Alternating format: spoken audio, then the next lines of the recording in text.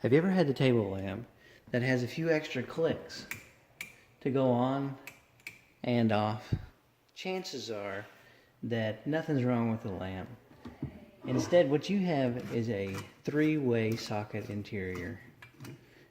The way you can tell is if you look inside, you have the brass piece and an extra knob beside it. This type of lamp socket is designed to be used with a three-way bulb. This is a standard bulb. This is a three-way bulb.